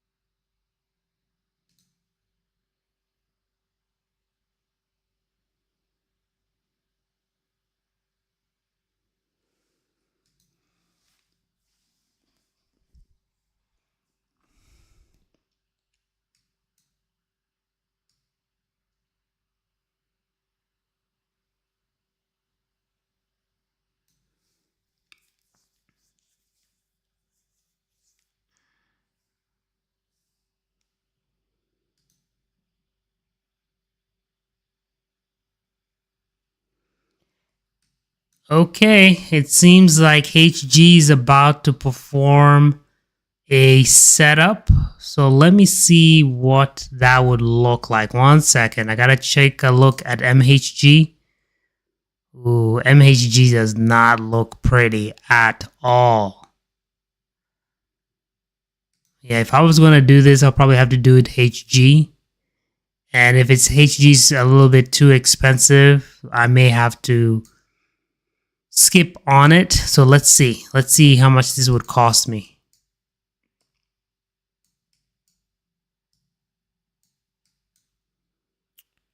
So let's just say hypothetically I was about to enter this trade. Roughly, I would be spending about, only $62.50 for one okay. So I know I can trade up to 5 of these. So let's see if I bumped it up to at least a 2, which is 125. And take profit is about 475. That's not bad. That's actually not bad. The only key thing though, oh, there it is. That's HG for you. Okay. So this is where it gets kind of saucy. If I have this set for 3.8, and I know that HG has this tendency to power push, I need to focus my attention right now. I'm going to switch it to HG, see what I need to do. So I'm going to look at the copper, because copper is starting to set up a play that I do like a lot. And knowing copper has this tendency to really push.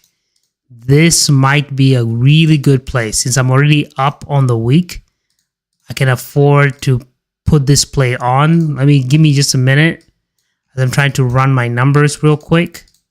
So, because I'm looking at this setup and I kind of tell like this might be a big winner.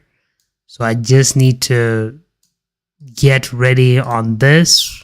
That's why you kind of see me really going real fast to make sure I'm covering myself. So 3.8. So I'm anticipating that if I just buy 2 mini contracts on HG, and because I want to go for a 3.8, I'm just going to move my, let's say, my stop loss to about a 2R when it's time. I'll show you guys when I would do that. If it does work out, let's just say if it does work out, there's no guarantees, obviously, but with HG, I have to kind of run all my numbers. So just to kind of give you an idea, I'm anticipating the next candle that might form above here might form that bullish fair value gap. There's no guarantees. As with anything in life, there's no guarantees. But if this thing can close bullish and the next candle can leave a fair value gap, we have a valid entry that I would be willing to take. Now, standard protocol would require me to wait until 12:55. However, this is just more based on the intuition a little bit that it will most likely continue up, because this would be like a 3.8. That would be huge, but nothing is set in stone yet until that fair value gap has been formed. If it has not been formed, we still have to keep hunting and looking for a setup, but I'm definitely going to keep an eye just in case. Just in case it wants to provide a good setup, I'll definitely be on alert. Let's put it that way. Definitely want to keep an alert on this. So I may have to move that up. Go to NQ. NQ can have a good setup too, as well. I'm looking at that as well. I'm just trying to see where I need to focus my attention. There is something over there. I do like that. I do like that. So it's definitely a battle between NQ and HG, just to see who is going to come up with a better play. HG starting to fail now. Come on, man. Still got time. Still got time. I'll still keep an eye on HG, but I'm also going to be taking a look at NQ. We'll see what happens, man. We'll see what happens. I'm just kind of more prepared, just in case. I want to be ready for that. 8.5. 8.5 times 20. That is 170. That's a little bit too high for me to be spending. So at 8.5 times 2, which would be the multiplier. 8.5 times 2, 17. 17 minus the, let's see, 120 divided by, or actually technically 130 divided by 17. It's 7.64. So basically I would need 8 micro contracts. So let me write that down. 8 micro contracts. So that should be 2, or technically 2 times 8.5. 2 times 8.5, that's 17.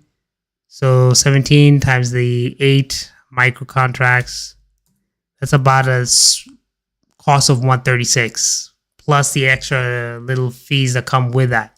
So those extra little fees I have to calculate, because if those are 8 contracts, I need to see how much I'm being charged for that. Now, this is where I'm going to take a look at my what do you call it, my expense or fee list. So I have this link that I usually use just to quickly check how much Topstep charges me. I'm going to go here, Control F, M, and Q. So they charge me 74 cents for 8 of them. 74 cents for 8 is 0.74 times 8. It's about $5.92. So at least I have an idea that $5.92 is for the fees for 8 micro contracts. So $5.92, and then 17 is going to be for one. So $17 worth of risk for the current points that we have, and times by 8, that's 136. So 136 plus that 592, it is a little bit on the higher end. It's a little bit on the higher end, so that is 592 plus 136, that's 141.92. So what I could do, because I still need to kind of be within that 133, is I could reduce my micro contracts to 6. So that's 17 times 6. And 17 times 6, it's about 102. What about 17 times 7? That's 111. Okay, 111 and 111 versus plus the, how much are being shown? Okay, 74. So 74 times 7. That's 518. 518 plus 111. That's 248. So 7 contracts, 7 micro contracts would be like a decent amount. So I'm going to keep that in mind. So that's what, 518, 518, 518 versus, you can probably see I'm doing like a ton of math right now. Okay, 119, 119 plus 518, 119 plus 518, 119 plus 119 plus 518 is equal to 124.18.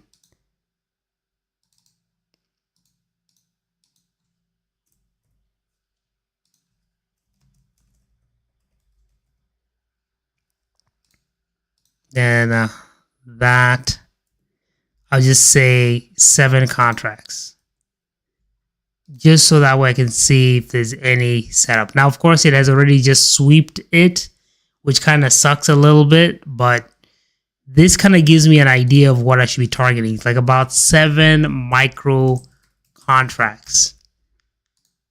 So I'll keep that in mind on that. Same time, look at HG. Man, that's a huge push down. That's crazy. That's crazy. But that's part of the game. That's part of the game.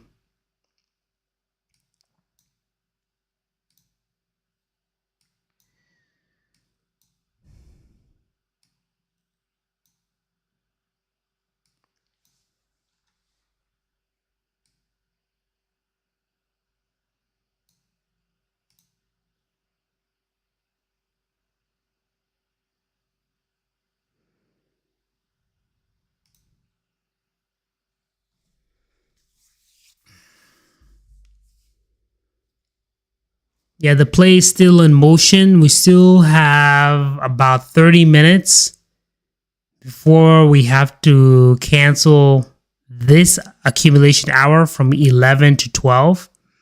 So we'll see if we do get our 5-minute bullish fair value gap. If we do, awesome. If we don't, that sucks. We got to keep moving forward.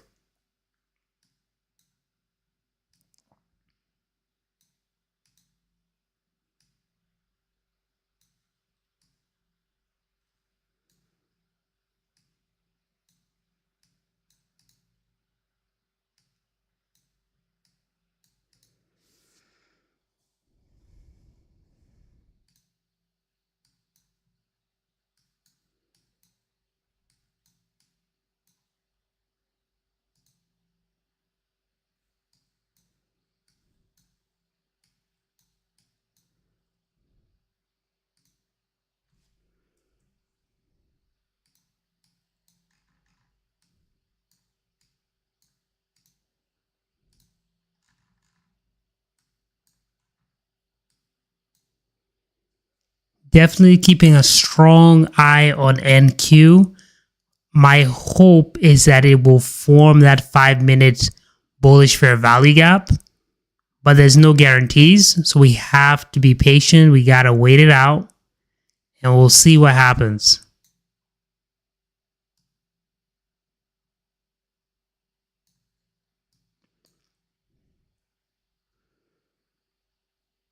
So we have at least a good 15 minutes until 12:45.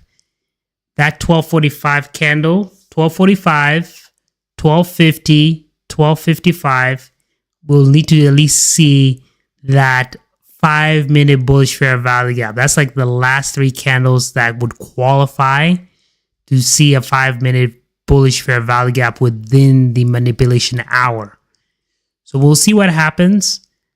If it does keep wanting to plummet more and more and more, I may have to back off on NQ for a little bit, but we'll see. We'll just take a look. We still have a little bit of distance between this dot right here and over here, but ideally I would like to get an entry well above the distance between here and the hourly candle, because the closer it gets, the closer it is for it to flip the opposite way. So I have to keep that in mind as we're doing this. So we'll just keep an eye on it just to see.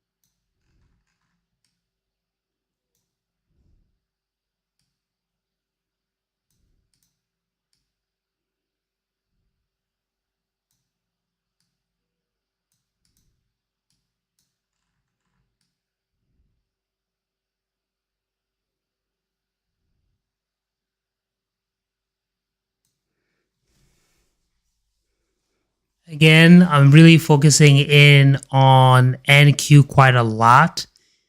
The reason why I'm really looking at it is the setup looks very close to being a bullish CRT setup. Now, there's no guarantee that it will be that, but based on the candles that I'm seeing a slowdown in terms of bearish volume, which is a good sign, but we haven't yet seen the 5-minute bullish fair value gap, which is like the most critical part of this strategy. I'm seeing a slowdown from what I'm seeing at the moment, but I need to see a bullish fair value gap print. When it prints, that's when your boy goes ham, because we want to be able to be ready for that entry. As soon as it hits, I will go.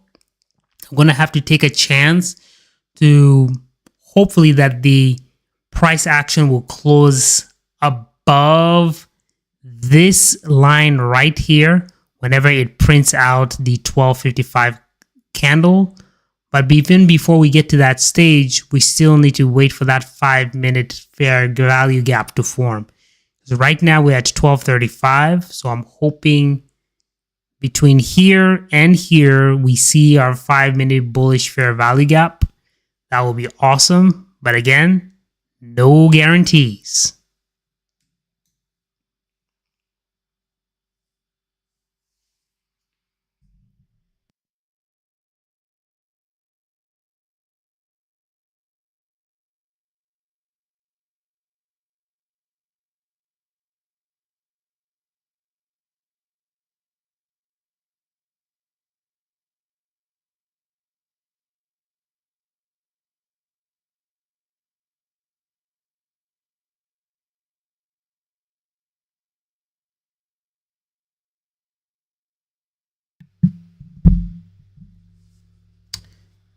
Okay, let's take a look, see how we're doing.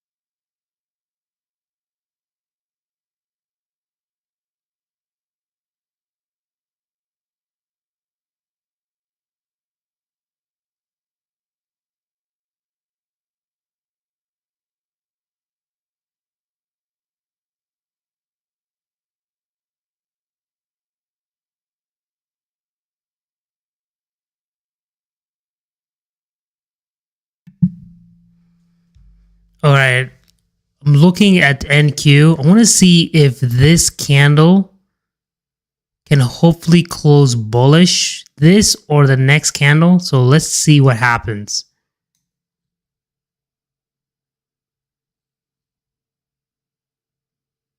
Okay, we got 2 minutes and 12 seconds. Let's see what happens on this one. So I'm going to keep an eye on ES as well, just to see how it will respond.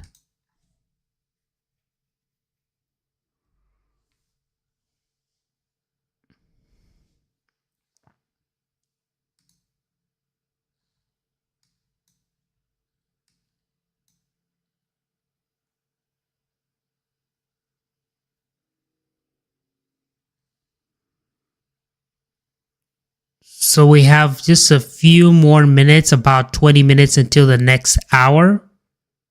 If nothing happens on this hour, we'll see if we can take one more shot. Now, the only concern that I have going into this is basically these SAR dots. So right here, you have it at about 25,254.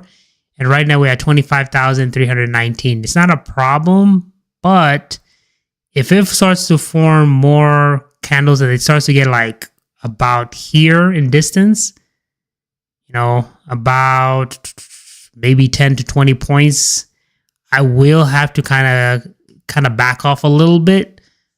But as long as we have a good distance, I'm okay. It's just I don't want it to get too close and then it flips on me. So that's the only thing I'm really concerned about. I'm still going to keep paying attention, keep trying to see if we can get an entry. But it all depends on what NQ wants to do.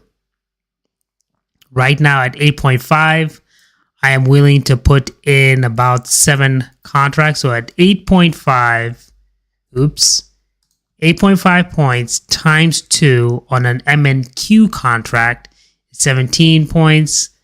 If I risk about 120 divided by 17, that's like about 7, which is good. So 17 times 7, that's 119 plus about 519. That's about 125, which is within my range. So ideally, I want to go for about 7 to 8 micro contracts around there. Generally, like just like around that figure. Now, this is going to be the 40. I want to see what it does on the 45. See if it will have enough juice to push those numbers up, but we'll see.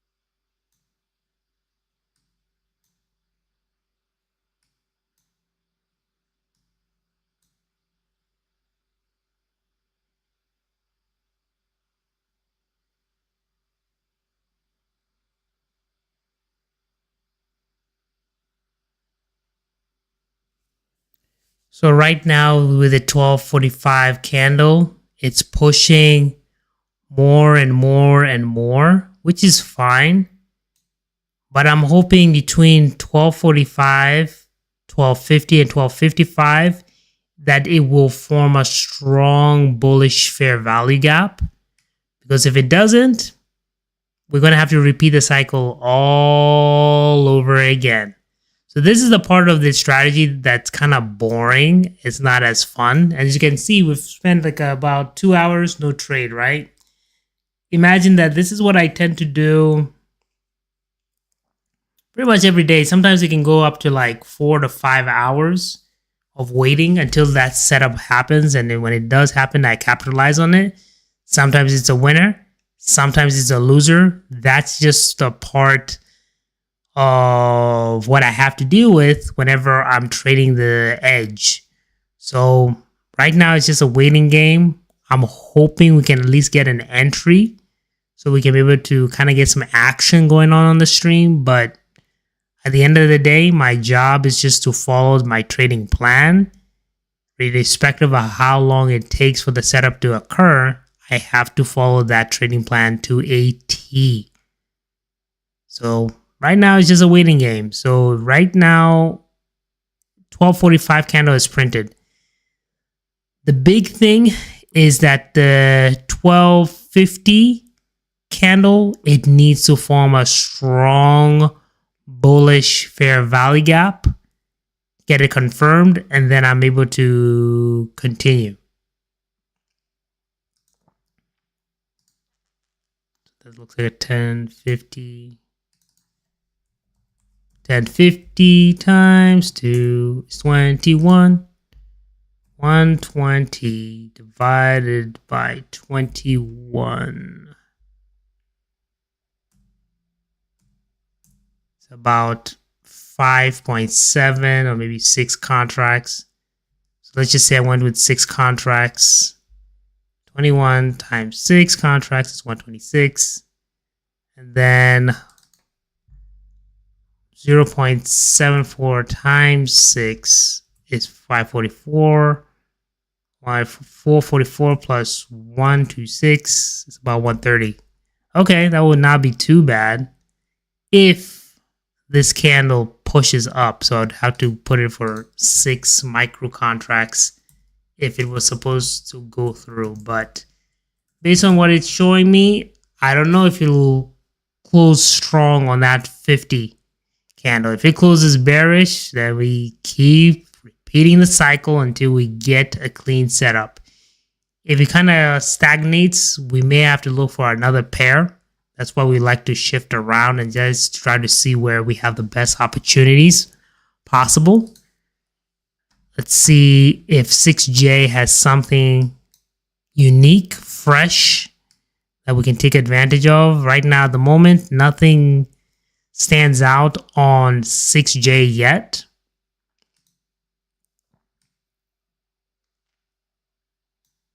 Copper hasn't given me a clean setup yet, but I'll still keep an eye on copper. As long as these SAR dots are underneath it, that's okay. For gold, we still have the dots above, so it's still very bearish. I can't really enter, because if I enter right here, then I'm doing a risky trade, which I don't necessarily want to do a risky trade right now. I'd rather play it conservatively and just wait it out. So just going to keep that in mind. And I'm going to keep an eye on the other contracts, see if it'll open up an opportunity, because you never know. Because it's starting to form something. This looks kind of bullish, but it has to close above right here. So if it's going to keep stalling, then we'll probably have to look for something else. We have about 2 minutes and 22 seconds for it to decide if it's just going to die or thrive by forming a bullish fair value gap. So we'll see what happens.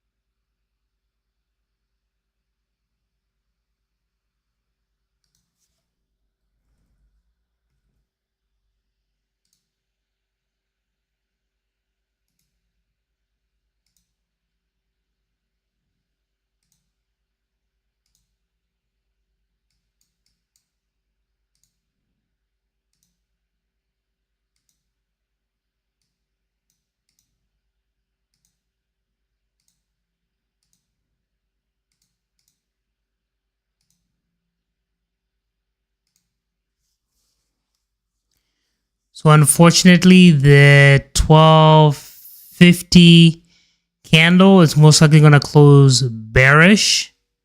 I was hoping for a bullish flip upwards, but the way it's moving, it's most likely going to close bearish. So we'll confirm it at 11 or 1255. So let's see if it hits 1255. Yep. So it wants to keep moving downwards. So if it's doing that, we got to reset. And then we're going to do it again. So this time, we're going to move it down to this candle right here. See if it will give us an entry. If not, we keep moving forward. So we're going to make an adjustment on that end. And we'll see if it'll give us an entry. So here, remove the drawings. Now, we still got a good distance between this SAR dot and the hourly candle. But let's just say this one doesn't give me another CRT setup or a valid CRT setup. Then I'm going to have to take a pause and I'll check the other tickers to see if there's anything that looks good. But again, I can't force this strategy. I have to just wait for it to present itself. So if it doesn't present itself, I may have to take a break and maybe try a different streaming opportunity. But rest assured, we gotta keep sticking to the strategy. So I'm just gonna wait it out and wait for the setup to arrive. It's just taking a little bit longer than I had anticipated, but that's just part of the progress.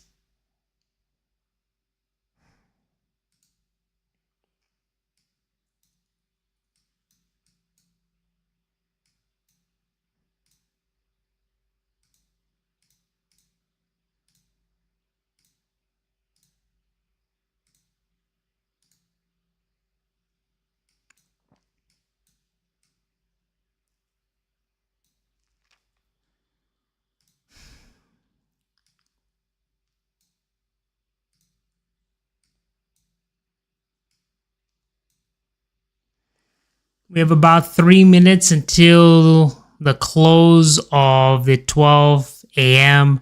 hourly candle. We'll see if the 1 a.m. candle will give us a pretty good opportunity. In the meantime, we just got to wait it out and see what's next.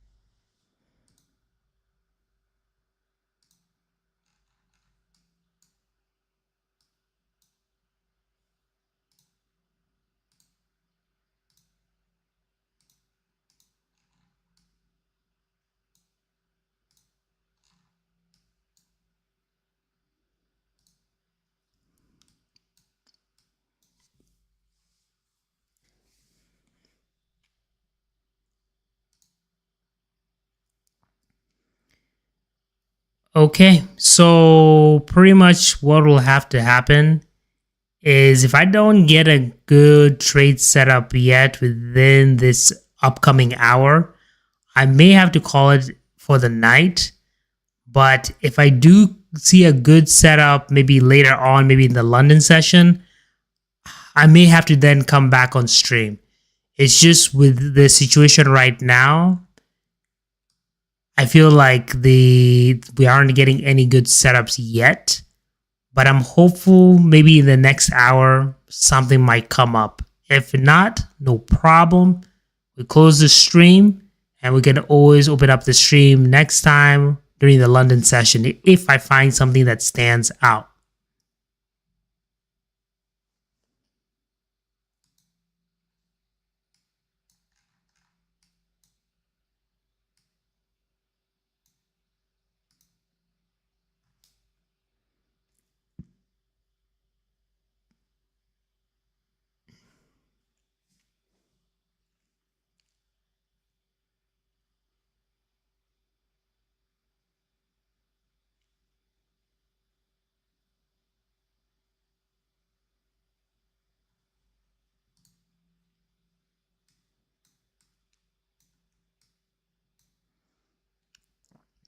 Like for example, you see how close this hourly candle is? So if this candle right here, this little sequence between the 12 and 1 o'clock, if it does not form my CRT setup, it doesn't close inside of the box, doesn't form the 5-minute fair value gap, then I'm most likely going to just have to, not say abandon the idea that it's going to be bullish, but I may have to just switch to a different ticker that gives me a little bit more wiggle room to work with. As of right now, this is going to be the last hour that I'm willing to try this setup on NQ, because the way it's getting very close to these SAR dots, it might do a flip. So I'm going to at least push it for this last hour, see if it does form that bullish fair value gap to continue the trend. If not, then we'll just have to call it a night. And I'm going to try to see if we can catch a trade later on, maybe in the London session, or maybe next, like tomorrow or something. So we'll see.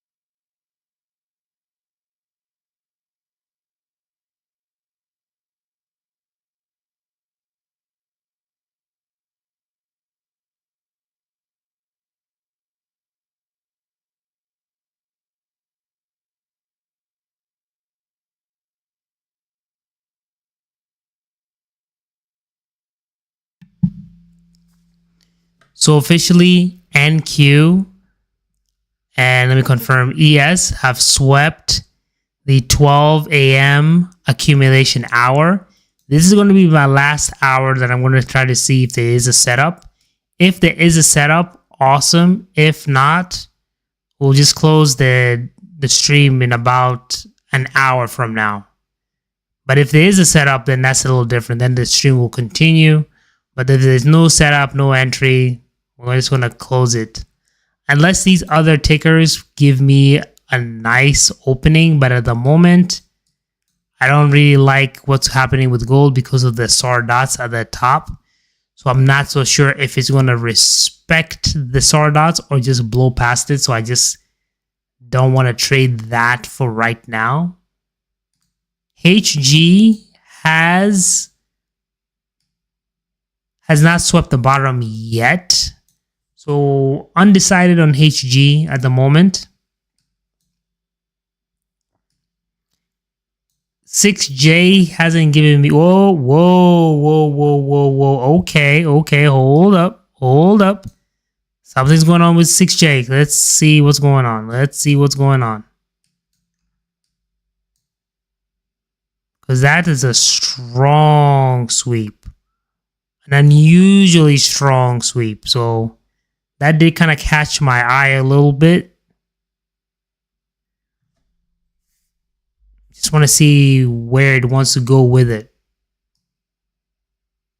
Now, whenever it comes to the bearish CRT models, I usually have to be very, very firm about the 1155 candle or whatever the 55 candle is, closes inside of the range. So right here, it did a strong bullish move and then dropped it down pretty hard. So I don't know if it will give us an entry at all. It seems like it will just go in and just blast through. So we'll see what happens.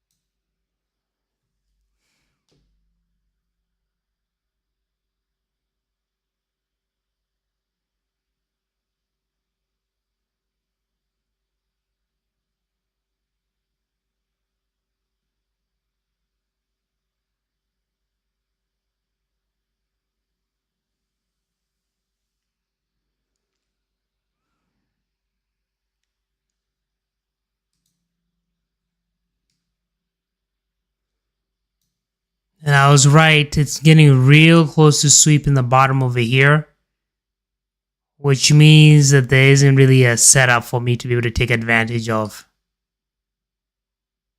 So there it goes.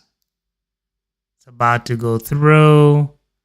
About to go through. Keep going down. Keep going.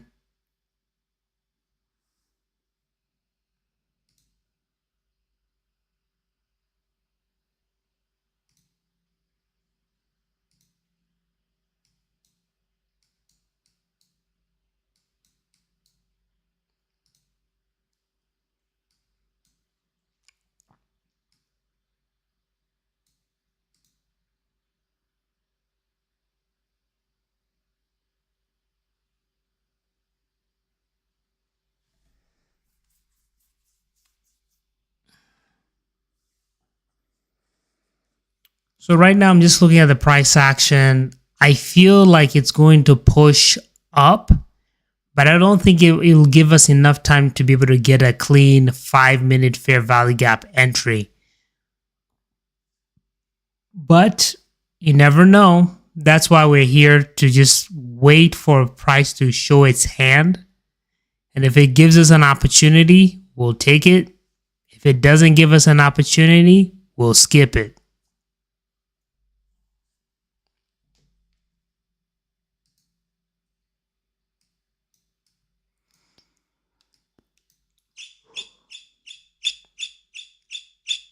Okay. Yep, it already swept it through, so there's no play on that one.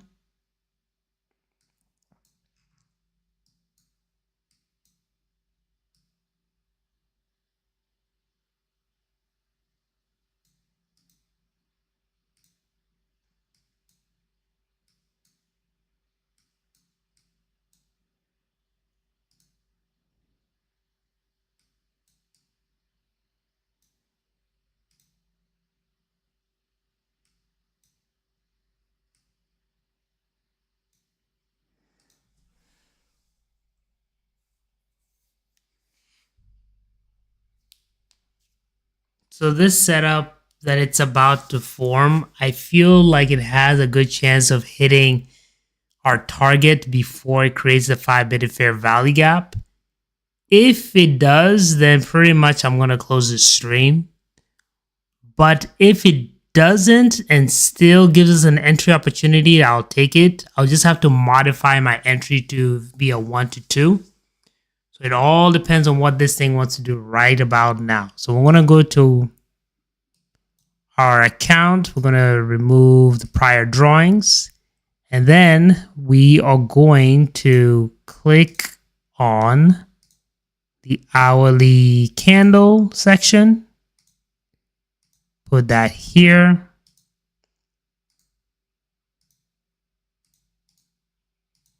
We then go to the 5-minute. And our hope is that it will give us an entry. Now, for me, because I have a very strict rule, if I find a setup where the risk to reward is less than 2, I will typically try to modify my entry so that way it does get me a 1 to 2. But it all depends on the situation, obviously.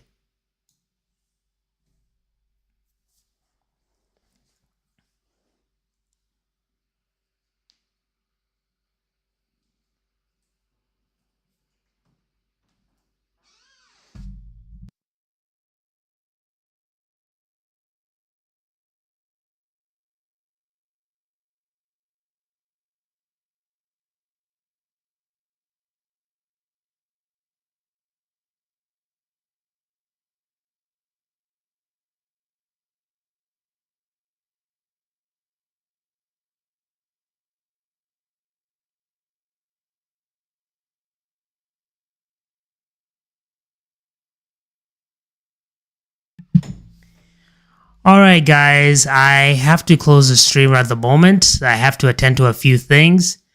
I probably may have to take an off-stream trade. I really wish I could have gotten a trade for you guys, but the market hasn't given me anything, so I'm not going to force it. If it happens, it happens. If it doesn't, it doesn't. But thanks for watching the stream. I appreciate everything, and I can't wait to see you on the next one. Peace.